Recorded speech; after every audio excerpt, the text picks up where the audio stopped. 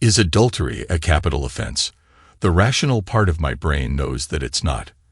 However, if I had my pistol in my hand when I saw my wife and her lover enter the hotel room, it very well could have been.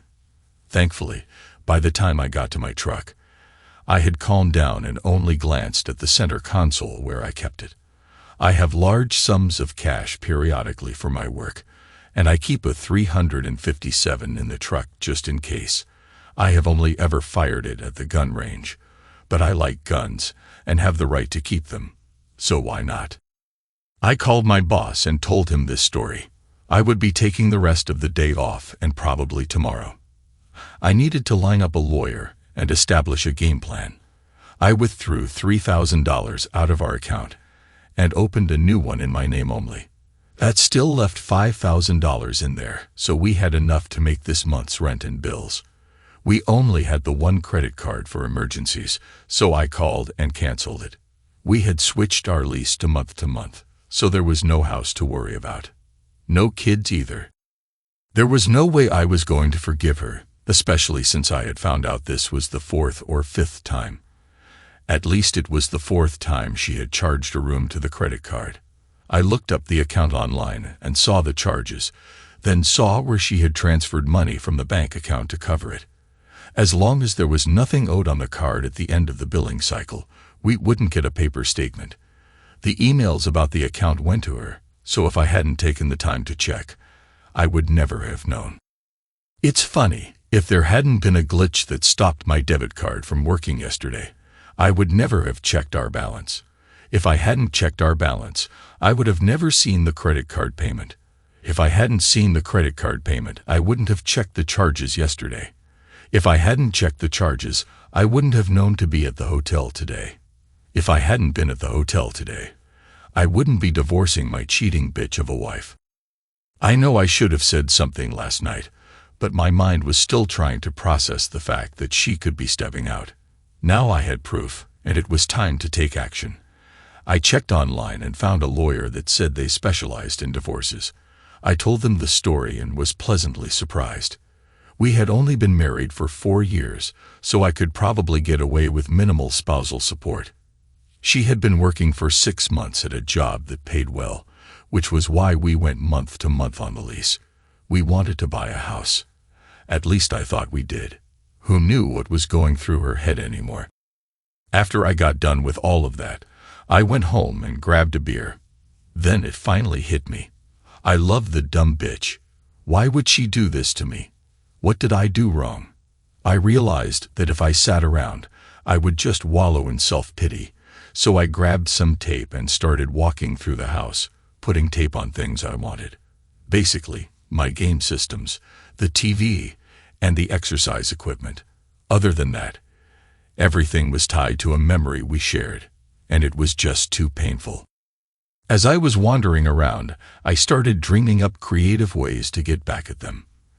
When I got to leaving her trapped in a snowbound cabin, with no food or clothes, and breaking his legs in the wilderness so the scavengers would get him, I realized I might be going over the top.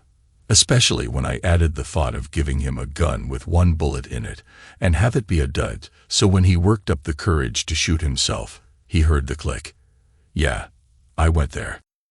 Then I realized that things don't always work out so nicely as they do in the stories, so I was better off divorcing the bitch and moving on.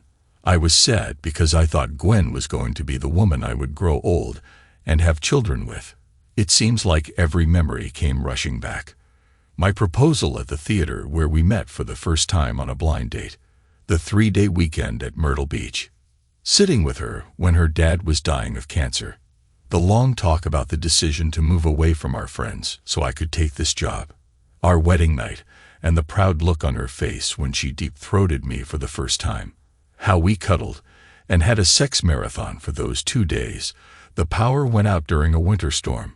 All of those memories were now overlaid with the image of her laughing and holding some shithead's hand while they kissed and opened up a hotel room door. My reverie was broken by the sound of the door opening. "Julian, what are you doing home?" she asked as she ran up to me to give me a hug. I put the sofa between us and just stared at her, There was nothing indicating that she had been screwing someone else today, but that wasn't surprising. Cut the shit, Gwen. I know you have been screwing one of your guys from work, so I would suggest you start going through and putting a tag on what you want. You will be served with divorce papers on Wednesday.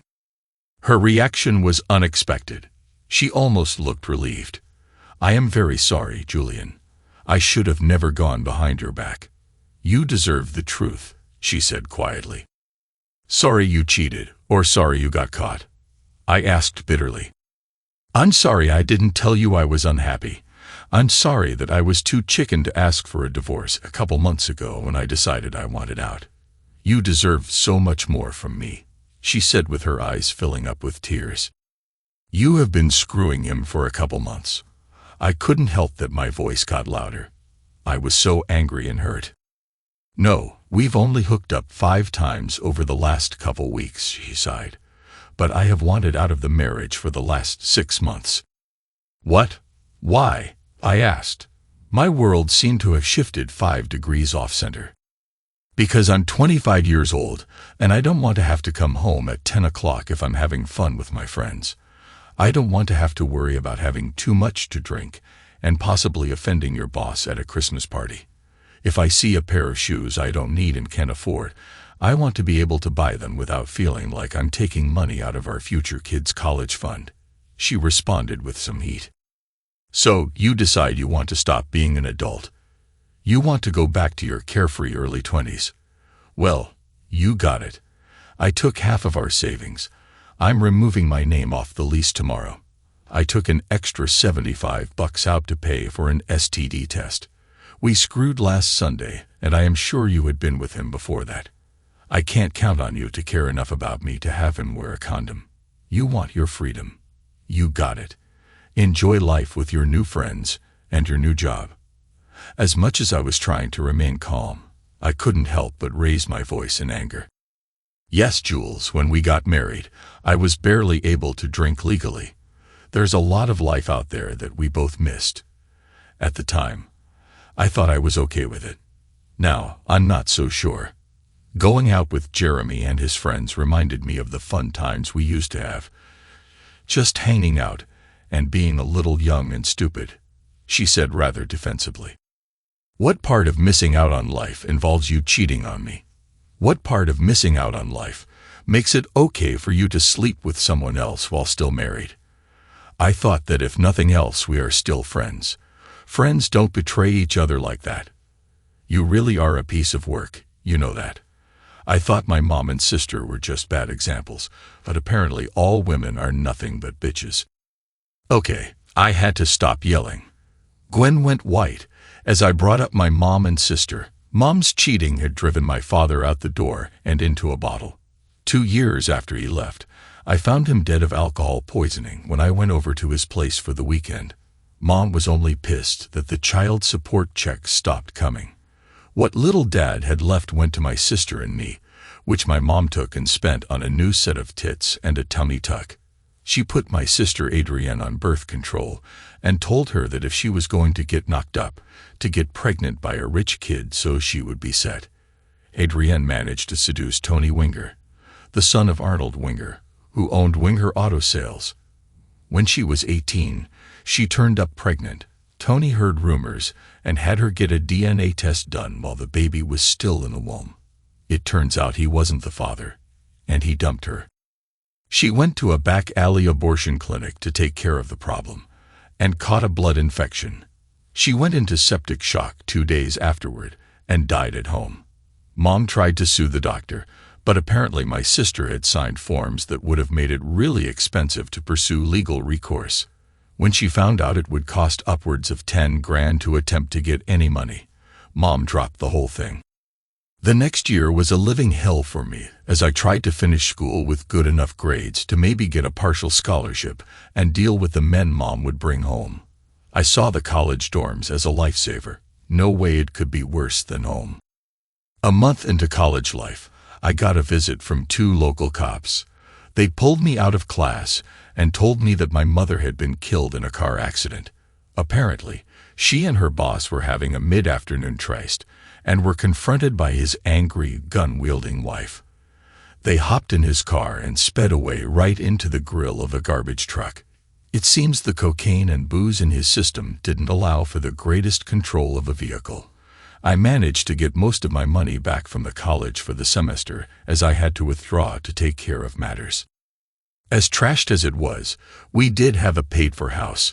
Mom had a car, and, surprisingly, she had a 401 that had almost $100,000 in it. There was a savings account with $4,300 in it.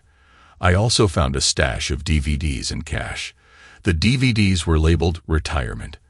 Against my better judgment, I popped one in and saw what was obviously a hidden recording of my mom screwing some guy. The cash was almost $9,000. I was totally not surprised. I spent the month cleaning and doing paperwork. I had a couple of guys come by to pay their respects. I didn't watch the videos, but I assumed at least some of them were the guys on the tape. I sold the house, put the cash in the bank, and went back to the winter semester. I lived as frugal as I could and did nothing but schoolwork. I had a few girls that would call me up when they wanted to get laid, and I was more than happy to park my Johnny in a warm hole for a little bit. I was not impressed with the female of our species. They were good for having fun with, but letting them get too close was just a pain in the butt. I graduated in the top 25 of my class and found work as a manager for an up-and-coming construction company. I went out to the bar with a bunch of the guys, and that led to a bunch of girls coming out with us. My attitude had mellowed to the point that I thought, just maybe, there was a decent woman out there. I thought I had hit the jackpot when I met Gwen on a blind date. I was a couple of years older than her, but she seemed pretty cool. The ink was still wet on her accounting degree, but she had found a decent job working for the state police and forensics. I thought I had the life. Turns out all women are scum. Gwen was beginning to really tear up now. That pissed me right off. She decides she wants out of our marriage, stabs me in the back, screws some other guy, and she feels bad. Hell no. I literally felt something rip inside me. I just suddenly didn't care. You will be served on Wednesday at noon at work. I have marked what I want to take from the apartment. The items will be gone tomorrow. You keep your car, and I will keep mine. My name comes off the lease at the end of this month. After the first of the month, it is yours alone if you want it.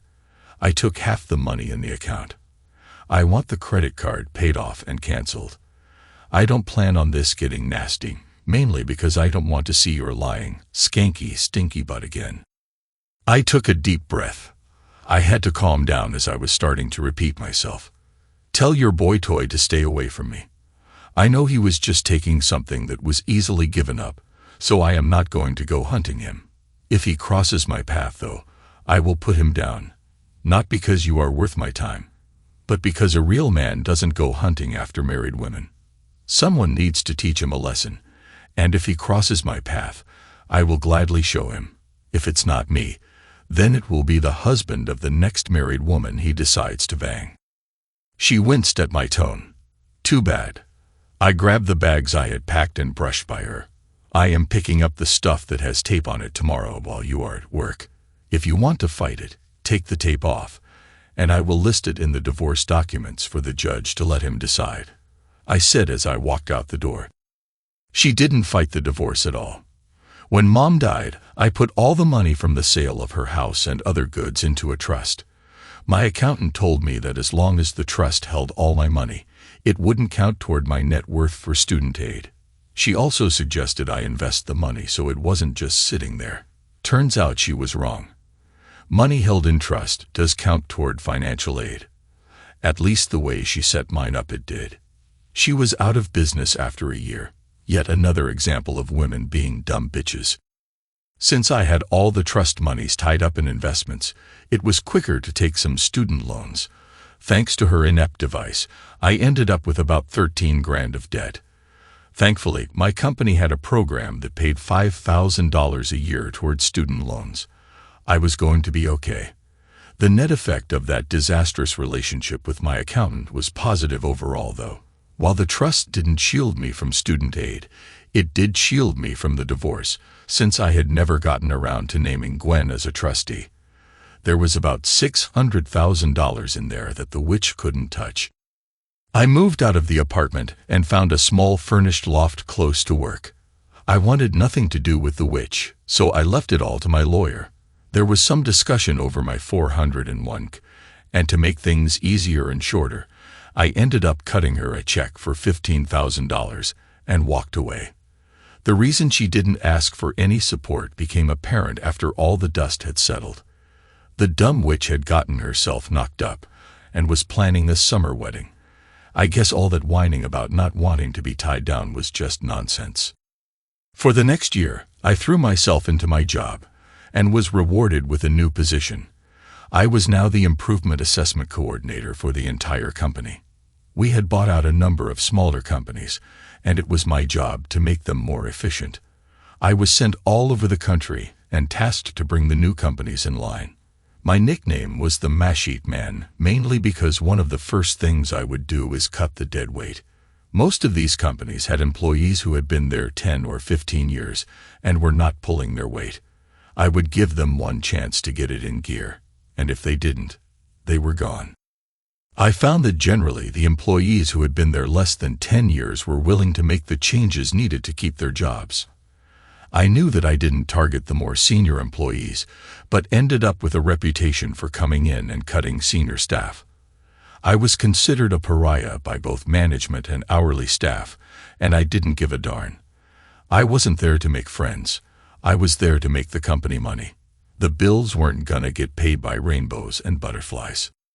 As for my love life, the first year, I was turned off by women. I hadn't found a single woman who was worth a darn in my life, so why bother trying to wine and dine them? The second year after my divorce, I felt the need to get laid. I had a lot of money and was traveling quite a bit, so I figured I would help support the world's oldest profession. What was that quote? You don't pay a hooker for sex, you pay her to leave. That summed my life up perfectly. I would cruise into town, do my business, and on the last day, I would either pick up a higher-end call girl or use a discreet escort service. The sex was usually top-notch, and we both knew where the other stood. I should have been doing this all along. Screw that relationship stuff. I had no clue what the witch I had married was up to, nor did I really care. I guess this is where I should say I went to counseling and worked through my issues with Gwen and women in general. Nope. I think counseling is great for those that can use it, but I really had no desire to change. I was getting a variety of no-strings-attached sex. I was keeping most of my paycheck and had found something I really loved: restoring old motorcycles.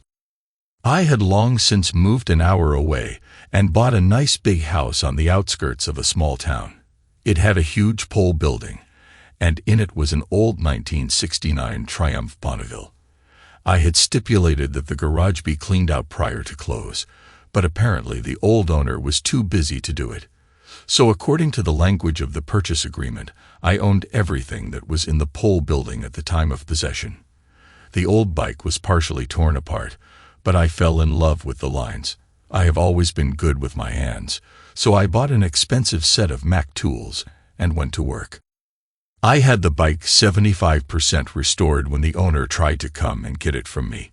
We went around and around, but the basic fact was that he gave it up by not getting it out, and it was mine. I gave him $500 to sign the title over to me. It was easier than fighting it out in court.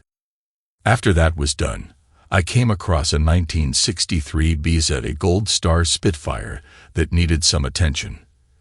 I was hooked. I wasn't a professional by any means, but I was getting a lot better. I was supposed to sell a bike and then buy a new project bike, but that didn't seem to happen. I ended up with a nice collection of restored vintage motorcycles. So here I was, divorced for 7 years, plenty of money in the bank, a job I was good at, a rewarding hobby, and all the sex I could pay for.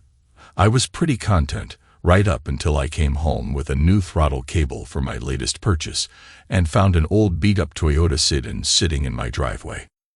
As I pulled around it, I saw a woman get out of the car. I hopped out and was pretty much face to face with my ex-wife.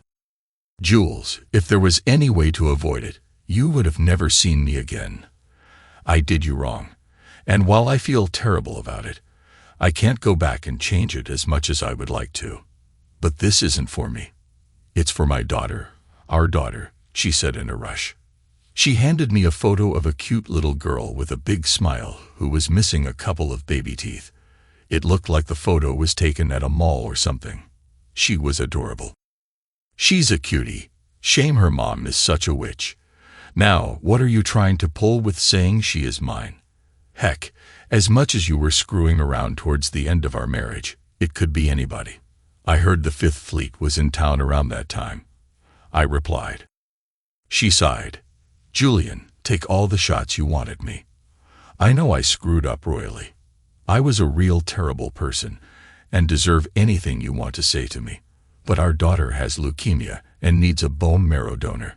I am not being overly dramatic when I say that she will die without it.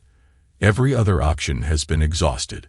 She is on a donor list, but it could take years, and she only has months.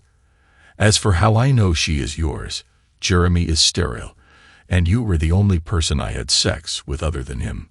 Go ahead and hate me. Most of the time I hate myself. If you want to drag me inside and take a few swings at me, go for it. But please, please, please go get yourself tested to see if you match. She was crying by this point. I was unimpressed. So you want me to go through an invasive procedure to help a daughter who may or may not be mine and has been raised by another man, a man who was there for her first steps, her first words, her first lost tooth, moments I missed because you couldn't figure out whose fire hose was in your holes at what time. Have you told her about me? Would this little girl even be able to pick me out of a lineup? Even if I was the sperm donor, you can't call me her father. That title belongs to the man who was there for her. By the way, where is the little cuck? I figured you guys must be in love as fast as you got married after stabbing me in the back, I replied. I noticed she got a sad look on her face. Jeremy left us when he found out he wasn't her biological father. His parents bullied him into a test, and it came back with no markers in common. It turns out he is sterile, and probably has been all his life. I don't miss him one bit, but it tears my heart out and pisses me off that he just left Laura sitting in a hospital bed crying and has never returned. You are right. He is the only father she has known. It hurt her so bad to be abandoned like that. So there is a measure of revenge for you. I am a divorced single mother living on welfare and trying to help a chronically ill child, she said. Look, she continued, my life has gone to hell the last 2 years. Believe me when I say that any revenge you could wish upon me has come full circle. The only good thing that has happened to me since we broke up is Laura. If you want to know any more, you will have to make an appointment to get tested. Here is the contact information along with a couple of other pictures of Laura. Please, Jules, get tested. She sobbed as she turned and ran back to her car. Her departure was a bit delayed as it took 3 tries to get the engine to turn over. When she pulled out, I saw drops of oil on my driveway. As I went to get the cat litter to soak it up, I thought long and hard about her request. I'm a jerk, and I'm not ashamed to admit it, but I'm not the type to let a kid possibly die if I can help it. Even if it turns out she wasn't mine, no 7-year-old should be in her position. I was rather surprised how quickly I had decided to get tested. I went in and made the call. It turned out that she was right. Laura was my biological child. The test also determined that I was a close enough match that they would risk the bone marrow procedure. I went and scheduled everything without telling Gwen. I had a PR office run a background check on Gwen, Jeremy, and Jeremy's parents. It turns out everything she had told me seemed to be true. Jeremy left her high and dry, even going so far as to get the marriage annulled.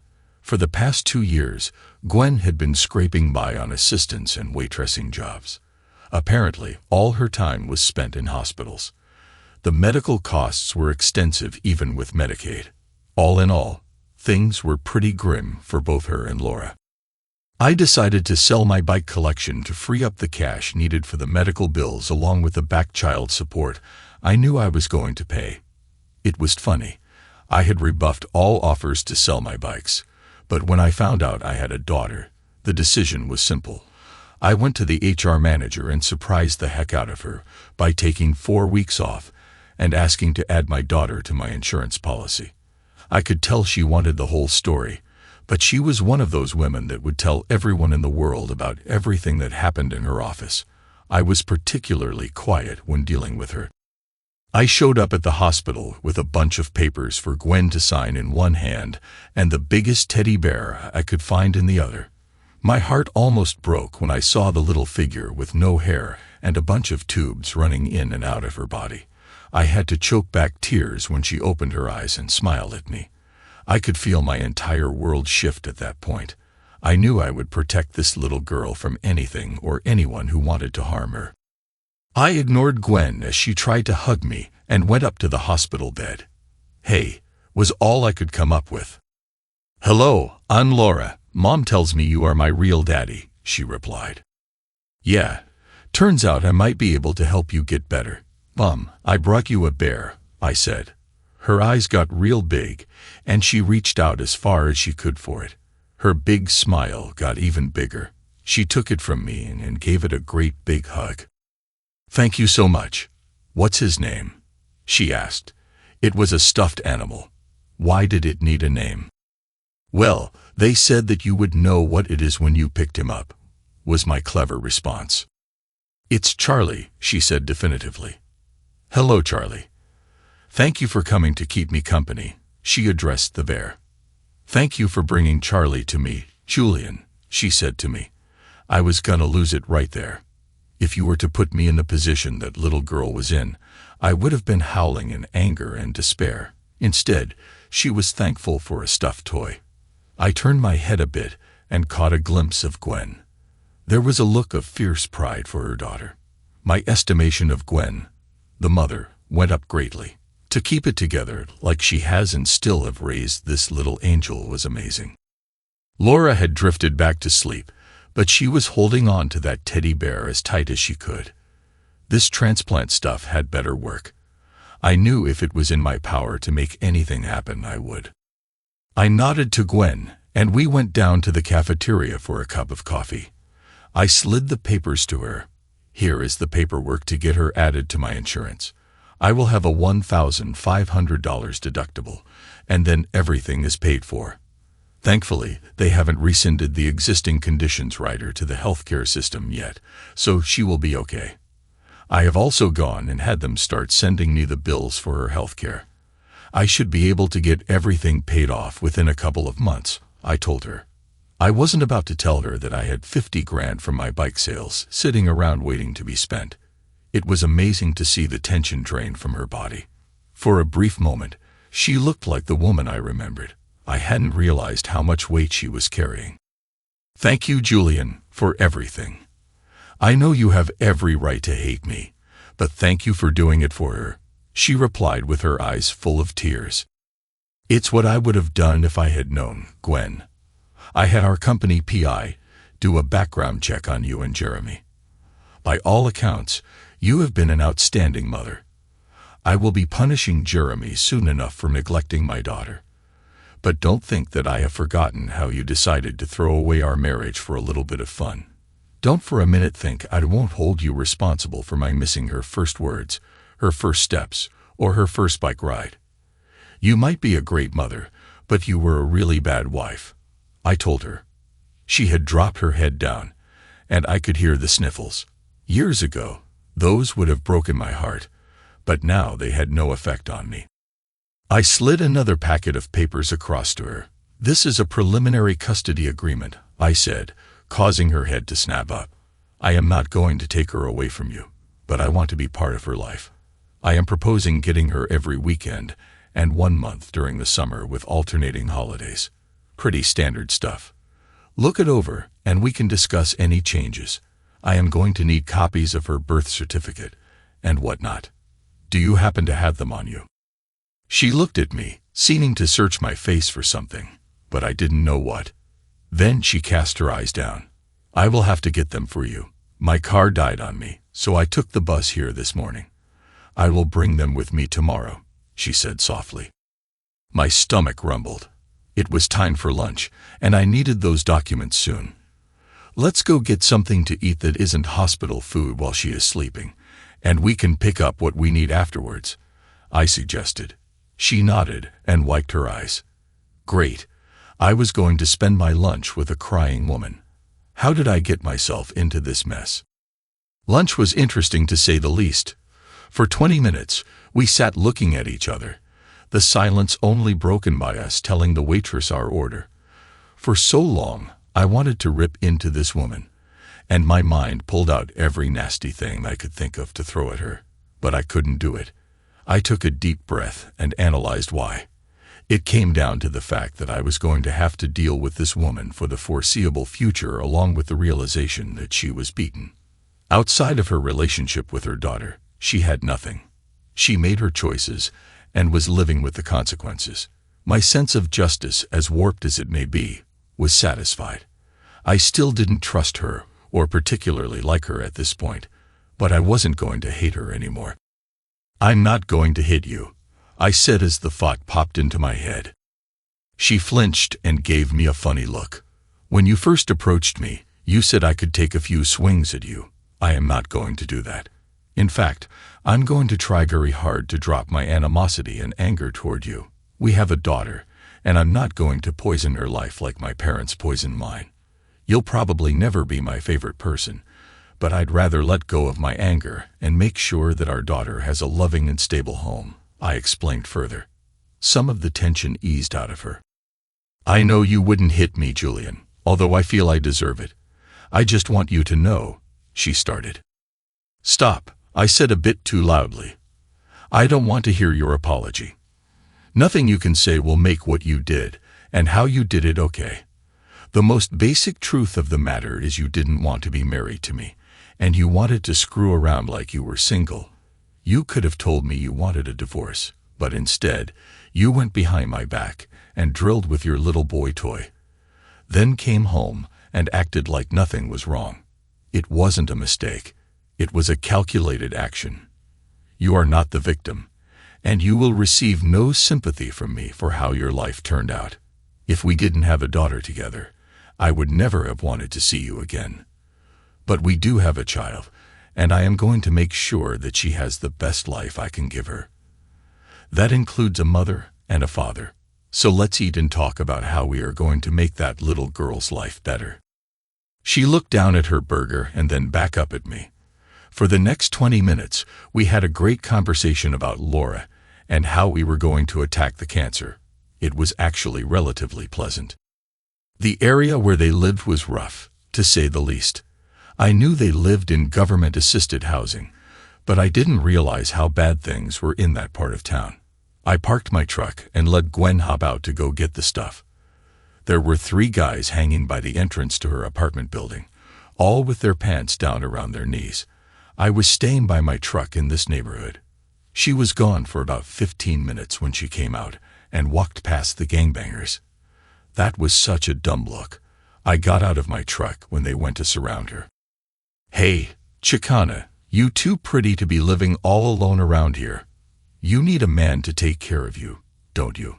The idiot said as he walked into her space. My heart was racing as I pulled my gun from its waistband holster. My .357 had been replaced by a Glock 19. I know a lot of people feel that a 40 calories is the superior cartridge, but I do a lot of shooting, and the 9mm rounds are cheap. Let's face it, I was never gonna get in a gunfight anyways. At least that's what I thought until a few minutes ago. Now I wasn't so sure. She already has a man looking out for her, so why don't you move out of the way before I drop you all like a bad habit? My voice may have been a bit shaky, but my gun held steady on the leader. The kid turned around, and Gwen made a break for the truck. He went to reach into his waistband, but thought better of it when he saw I had him dead to rights. I noticed the 2 behind him were scared, but the leader himself just stared at me with cold eyes. If you reach for that piece, I will put you down, and it will just be a scared man defending his friend against all the gangsters that are coming up here and taking our jobs. They will probably give me a medal for shooting you three. So let's just calm down and let me and the wife get to the truck and get out of here. Then you can go back to killing each other for whatever reason you want," I said as I started moving backwards while holding the gun steady on the bad guy. I managed to get back in and get seated, all the while holding him in place with my gun.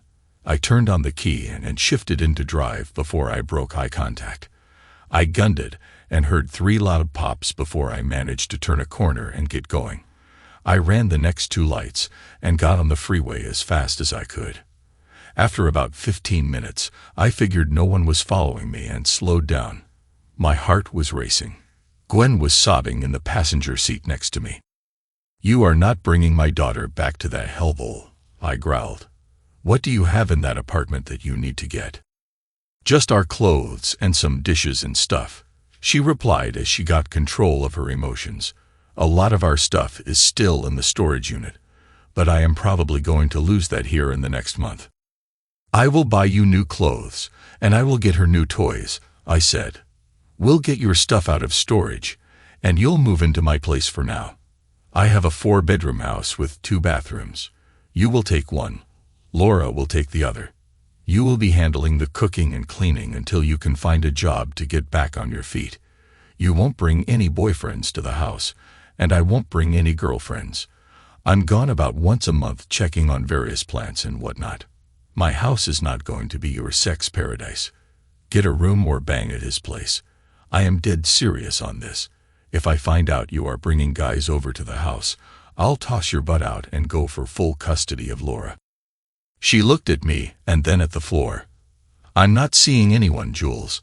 I haven't had the time or desire for the past 3 years. I don't see that changing anytime soon. So don't worry about that. And thank you. I know you want me around you like you want a hole in the head, but it will be nice to have a safe place to go to," she said quietly. "You should thank Carlos," I responded. "Carlos was my best friend growing up. We made an odd pair with me being a low-rent, white trash nobody, and him being an adopted Hispanic rich boy with 2 geriatric white parents. We did everything together until he got sick when he was 16.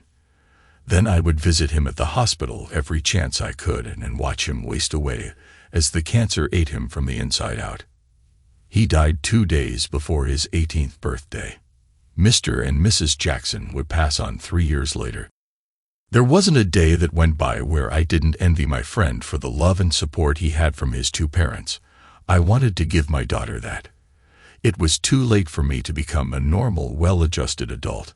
If I could give that feeling of love and support to my daughter, then I could suck it up and live with the unpleasant wife for a little bit.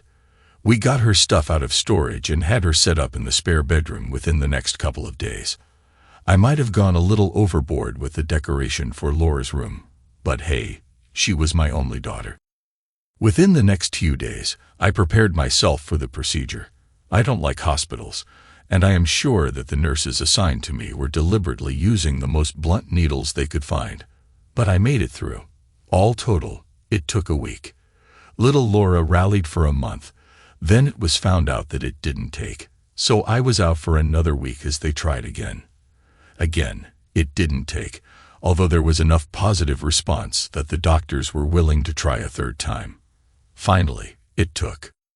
For months after the last treatment, I welcomed Laura to her new home. This is where I tell the story of how Gwen and I fell back in love. Nope, didn't happen. I know it is probably weird, but I thought of Gwen as 2 separate people. There was the mother, Gwen, who could be warm, loving, supportive, and patient. That was the Gwen that took care not only of Laura, but also of me. Laura had missed so much time from school that we decided to homeschool her for a bit to get her up to speed. Gwen kicked butt at all that as she started teaching Laura, and still kept the house clean and dinner on the table. Then there was Gwen the wife. I could never forget how badly she hurt me. Gwen the wife was the one who cheated on me and kept the fact that I had a daughter from me. Every time I started thinking that maybe Gwen was okay, the anger would return. It sucked because I could tell Gwen felt bad about how things turned out, but I was in no mood to hear anything that hinted of an apology. After using all my sick time, I returned to work. My first day back about killed me as I missed my daughter so much. As I walked out the door, I was suddenly very angry and jealous that Gwen would get to spend time with our daughter, and I would have to go to work. The anger built every time I left. I used that to get particularly ruthless when it came to cutting expenses at my next project. The boss would have been happy with a 7 to 12% reduction of expenses. I was able to push things to a projected 16% reduction by cutting employee benefits and laying off some of the higher seniority people. I didn't just cut hourly guys, though. The plant was top-heavy with managers, and by the time I was done, 3 were handed their walking papers. I could tell that the plant manager was glad to see me go. I didn't get a flight out of the town I was in until the next day, so I went to the 2-star airport hotel where I was staying and hung out at the bar downstairs. I never stayed at fancy places when I traveled. It looked bad enough, me coming in and canning people to cut overhead. Imagine how it would look if I was staying at the swankiest hotel while doing it. As I sat there and drank my overpriced, watered-down glass of scotch, I saw an attractive brunette walk in. I had danced this dance before, and I knew she probably struck out at a couple of clubs uptown. She was probably trolling down here trying to salvage the night. Thankfully, I was lonely and had enough money to cover her price for the night. We made small talk and danced around the subject of pricing. I took her up to my room after leaving my wallet and valuables with the front desk clerk. The room had a safe, but all it took was for her to have a gun or a knife, and I would be opening the safe and giving her what she wanted. She was professional enough to text her time and location to someone, whether it was a friend or a pimp. We got in, and I set $400 on the nightstand. She looked at me funny. All our conversation had thrown the number 300 around. It's been almost 6 months, so I would hope you would be willing to spend a little extra time talking to me tonight, I said with a grin. In response, she slid her dress down and revealed a black lace bra and panty set. Not to say a lot, but she was good at her job. Didn't really say a lot and did her job pretty darn well. It took a good 20 minutes, but I finally felt my body tighten up as I filled the rubber. She slid out from underneath me and started getting dressed. She checked her makeup in the mirror and fixed her hair a bit, then took the money off the nightstand and wished me well. I took care of the rubber, then hit the sack. I slept the sleep of the dead. The following morning, as I sat in my cramped coach seat, I thought back to last night's rendezvous. It was good, no doubt about it. I have had a lot of paid-for encounters, and she ranked right up there, but something was off.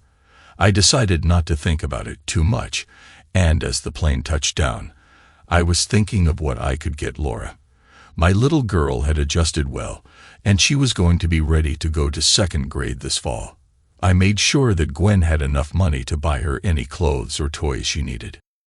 Was she too young for one of those new tablets that you could draw on? And what about a cell phone? She was going to be 9 years old. Do 9-year-olds need a cell phone? I would have to ask some friends. Who was I kidding? I had no friends. My assistant had kids. Maybe she would know. I picked out a stuffed frog from the airport gift shop for my little girl. I was loving this new dad gig. When I arrived home, the smell of dinner cooking was divine. But even better was the squeal and big hug I got from my daughter. She had a new dress and had a ribbon tying up her hair.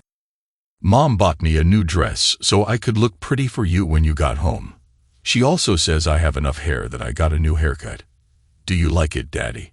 She asked. I couldn't help it. I got a huge case of the feels, and my eyes started tearing up. This little girl was what I was missing in my life. You are absolutely beautiful, honey. That dress is really pretty, and your new haircut makes you look like you're a princess. I responded as I gave her a big hug and a kiss. I have something for you, I continued as I opened the store bag and brought out the frog. The woman at the counter said this guy needed a name, and I knew you would have the perfect one for him. She almost squealed in delight and looked at him for a few seconds. "It's Randy." "Hi, Randy. I am going to introduce you to Charlie the bear. You guys are going to be good friends," she said to the toy. She started heading to her room, then turned around and gave me another big hug. "Thanks, Dad." That little girl was great. I looked at her mom, who also had tears in her eyes.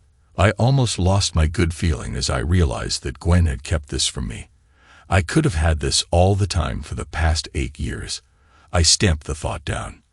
My mother was a bitter woman about life, and I was not going to let the bitterness I had for Gwen poison my relationship with my daughter. I pasted a smile on my face. Gwen must have sensed my mood swing, because she suddenly became very subdued. I put a fake smile on my face. "Dinner smells good," I tried to say in a normal voice. "Thanks, Julian. I found my old batch of recipes and tried to get the chicken parmesan, just how you like it," she replied. This was going to be a treat, as her chicken parm was to die for. "I'm sure it will be," I responded with unfeigned enthusiasm. She was doing her best to present as normal a home life as possible for Laura's sake. I could do the same. Besides, I had to admit it was nice having my clothes taken care of and the house cleaned. My daughter and her mother had been with me about 3 months at this point. Laura was such a treat, and if I had to put up with Gwen, I could do that. I didn't want her to leave because I knew she would take Laura. I had talked about getting primary custody of my daughter, but my lawyer pointed out that with my work schedule and general lack of parenting experience, it was going to be a long uphill fight. Also, a girl needs her mother. It was about a year after they moved in, and Laura had gone back to regular school. Gwen had done a great job teaching her not only the needed facts, but also how to study and pay attention, and she was constantly on the honor roll. I was living in high cotton. I was getting my needs met once or twice a month on my out-of-town trips. My house was clean, and my clothes were taken care of. Dinner was on the table, and my little girl was the apple of my eye. Gwen and I had settled into a comfortable existence. She was coming out of her shell. She shocked me by asking if she could use the car to try and get a job. I had bought a newer used Subaru wagon for her to shuttle Laura around in and pick up groceries and whatnot. It ran well and had a great safety rating. "Gwen, as far as I am concerned, that car is yours.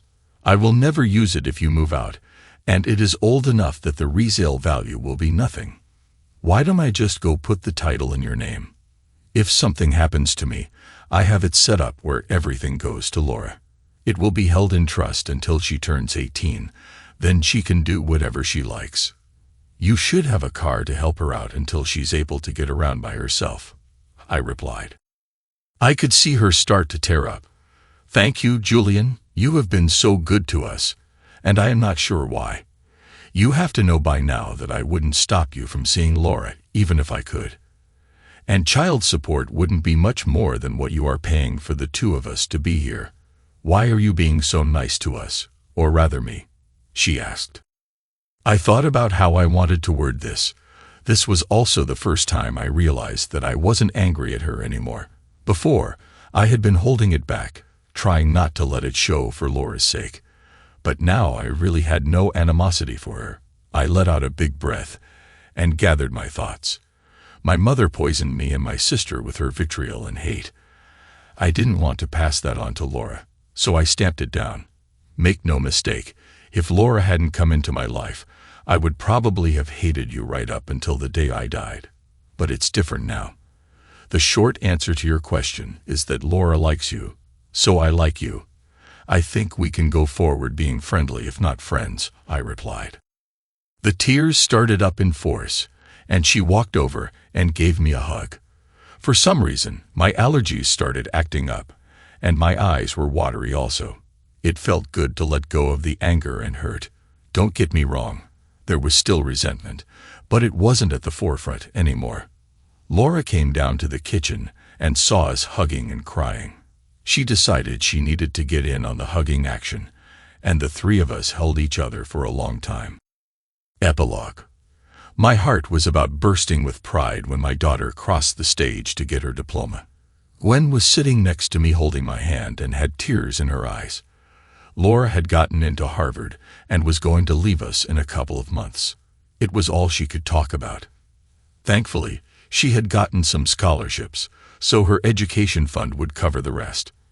I didn't want to tell my girl she couldn't go to her school of choice, but I wasn't sure I could swing full tuition to an Ivy League school. As for the hand-holding with my ex-wife, she had gotten a job and moved out of the house about 6 months after we had talked. We finally sat down, and she explained as best she could what drove her to leave me. It was a combination of us being away from our friends and family, along with a bunch of new friends that made her long for her carefree days. Jeremy saw that and got into her pants. Once that happened, she decided she wanted the single life again since she knew I would drop her when I found out. She only married him because she was pregnant, and she was scared of being a single mom. He only married her because his parents bullied him into taking responsibility. She claims she never even thought that Laura wasn't his until the test. I am thinking she is living in denial about that one, but I'm not making a big deal about it.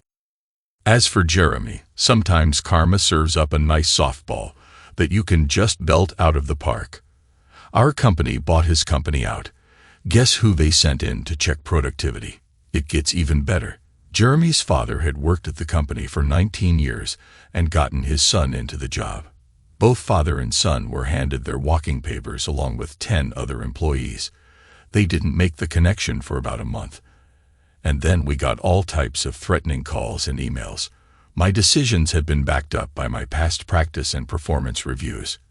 They sued my company, but we just dragged it out long enough that their attorney got tired of waiting for his money. Jeremy shouldn't have treated my daughter so poorly on his way out, and Jeremy's father should never have called my daughter a mistake. Speaking of mistakes, I might have made a big one last night. Gwen was feeling sad about Laura leaving and came over to talk. We were good friends by this point and looked out for each other. She had dated a little and found what she thought was a decent guy. Turns out he was married. I helped her pack his stuff and dropped it off at his house to a surprised wife. We got to talking and flirting, and the next thing I know, I have her bent over the couch, and she is begging me to go harder and deeper. I could have lived with that. A one-time lonely quickie between two people who share a lot of history. No, where I may have made a mistake is inviting her to stay the night and making love to her for 2 hours before we went to sleep. All types of questions are going through my head right now. Today, though, is about my Laura. Tomorrow, I guess we'll see. Thanks to everyone who took the time to listen to today's stories. If you enjoyed it, please consider liking and subscribing if you haven't already. Feel free to share your thoughts on the events in the comments below. Take care.